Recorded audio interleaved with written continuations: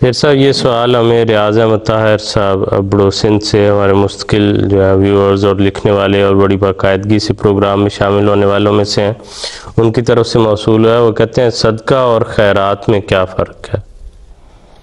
عربی میں تو اس میں کوئی خاص فرق نہیں ہے۔ خیرات جو ہے ہر نیکی کے کام کے لیے استعمال ہوتا ہے، خواہ وہ مالی طور پہ کی جائے خواہ وہ قولی طور پہ کی جائے، تو اس کے لیے بھی خیرات کا لفظ استعمال ہوتا ہے۔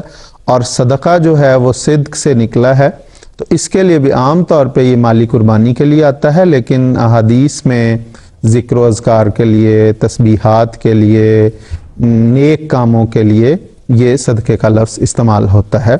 اور چنانچہ احادیث میں آتا ہے، حضور صلی اللہ علیہ وسلم فرماتے ہیں کہ انسان کو اللہ تعالیٰ نے جو جسم عطا کیا ہے، اس کے ہر جوڑ پہ اس پہ ایک صدقہ واجب ہوتا ہے۔ ہر روزانہ جب وہ صبح کرتا ہے تو ہر صبح اس کے ہر جوڑ پہ صدقہ واجب ہے۔ اس لیے کہ اور اس حدیث پہ اگر غور کیا جائے تو بڑی حکمت کی بات ہے کہ جوڑ اگر نہ ہو انسان کے جسم میں تو وہ بیکار ہو جاتا ہے۔ صرف یہ انگلی ہے، اگر ان انگلیوں کے جوڑوں کو ختم کر دیا جائے تو ہم کوئی چیز پکڑ ہی نہیں سکتے۔ اگر اس بازو کلائی کے اس جوڑ کو ختم کر دیا جائے تو اس ہاتھ کو ہم اپنے چہرے کے قریب کہیں نہیں لے جا سکتے۔ تو اس لیے اللہ تعالیٰ کے احسانات آن صلی اللہ علیہ وسلم نے فرمایا اس پہ بھی صدقہ واجب ہے۔ تو جیسے میں نے عرض کی کہ صدقہ اور خیرات یہ دونوں ہم معنی الفاظ ہیں، اور عام طور پہ لیکن اردو میں خیرات مالی مستحق یتیم مسکین لوگوں کو جو مالی امداد دی جاتی ہے اس کے لیے استعمال ہوتا ہے۔ اسی طرح صدقہ جو ہے وہ بھی بیوگان یتیم مستحق افراد کو جو دیا جاتا ہے، جو مالی مدد دی جاتی ہے، اس کے لیے استعمال ہوتا ہے۔ اور دراصل احادیث میں یہ آتا ہے کہ صدقات جو ہیں وہ بلاؤں کو ٹلا دیتے ہیں۔ انسان اگر کوئی خواب دیکھتا ہے یا اس پہ کوئی مشکل آ رہی ہے تو وہ صدقات دیتا ہے تو اس کے وہ مشکلات دور ہو جاتی ہیں۔ اگر وہ کسی کام کی ابتدا کر رہا ہے، کوئی کام شروع کرنا چاہتا ہے، تو وہ کہا جاتا ہے کہ صدقہ دے کے شروع کرنا چاہیے، اللہ تعالیٰ اس میں برکت ڈالتا ہے۔ تو یہ دونوں چیزیں جو ہیں دراصل اللہ تعالیٰ کی فضلوں کو، اس کی رحمتوں کو حاصل کرنے کے لیے جو اللہ کی راہ میں مالی قربانیاں کی جاتی ہیں ان کے لیے یہ استعمال ہوتا ہے۔ اور صدقہ جو ہے وہ زکوٰۃ کے لیے بھی استعمال ہوتا ہے، احادیث میں بھی قرآن کریم میں بھی۔ تو جیسے میں نے عرض کی کہ مالی قربانی خواہ وہ فرض ہو یا طوعی ہو نفلی ہو، اس کے لیے بھی یہ الفاظ استعمال ہوتے ہیں۔ چنانچہ میں حضرت مسیح موعود علیہ السلام نے اسلامی اصول کی فلسفی میں ان دونوں الفاظ کو اکٹھا بیان کیا ہے، وہ میں ایک پیرا چھوٹا سا وہ پڑھ دیتا ہوں۔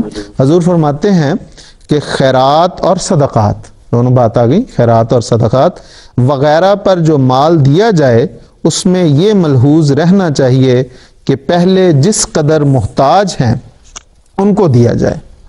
ہاں، جو خیرات کے مال کا تاخد کریں، اس میں خیرات اور صدقات دونوں شامل ہیں، یا اس کے لیے انتظام و اہتمام کریں، ان کو خیرات کے مال سے کچھ مال مل سکتا ہے۔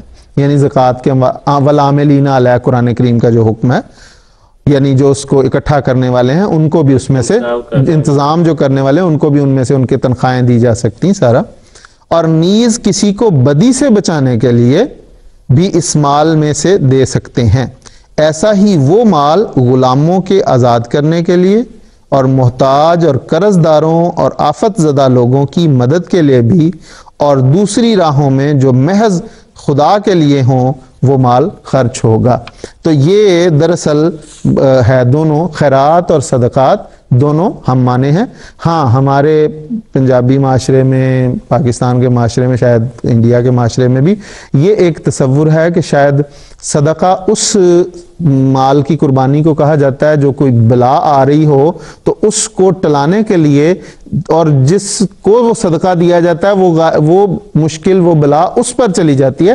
یہ تصور بالکل غلط ہے اور اسلام کی تعلیم کے یہ خلاف ہے۔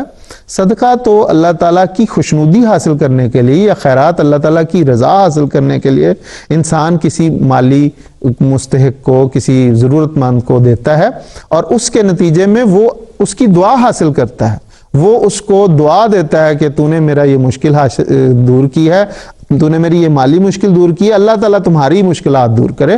تو یہ صرف یہ ہے، یہ تصور بالکل غلط ہے کہ صدقہ جو ہے وہ، ہاں یہ ضرور ہے کہ اسلام نے اس بات کا، بانی اسلام حضرت اقدس محمد مصطفیٰ صلی اللہ علیہ وسلم نے اس بات کی توجہ دلائی ہے، ترغیب دلائی ہے کہ جو لوگ مستحق نہیں ہیں ان کو ان اموال کو اپنا حق نہیں سمجھنا چاہیے.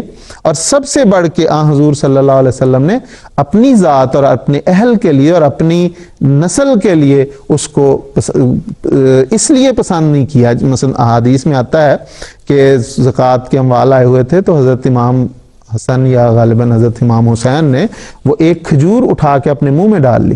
تو حضور صلی اللہ علیہ وسلم نے، حالانکہ ان بچوں سے اتنا پیار کرتے تھے، حضور نے اس بچے کے منہ میں انگلی ڈال کے وہ کھجور باہر نکال دی اور فرمایا کہ کیا تمہیں پتہ نہیں ہے کہ ہم اہل بیت زکوٰۃ کے اموال نہیں کھاتے؟ اور اس کی بھی بڑی حکمت ہے.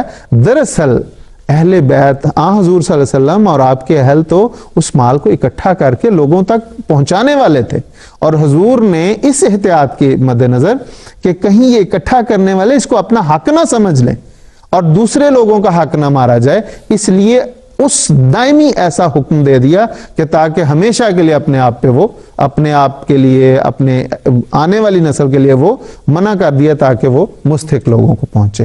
لیکن یہ کہ کوئی مستحق ہے اس کو لے لینا چاہیے، اور مستحق کوئی عزیز ہو، غیر عزیز ہو، واقف ہو، نا واقف ہو، مسلمان ہو، غیر مسلمان ہو، کوئی اگر مستحق ہے تو اس کو دیا جائے گا تو وہ اللہ کی راہ میں ضرور قبولیت کا درجہ پائے گا اور اللہ تعالیٰ کی رضا کا موجب ہوگا. جیسا ایک بات اس میں یہ بھی ہے، صدقہ بتا کر دینا ضروری ہے؟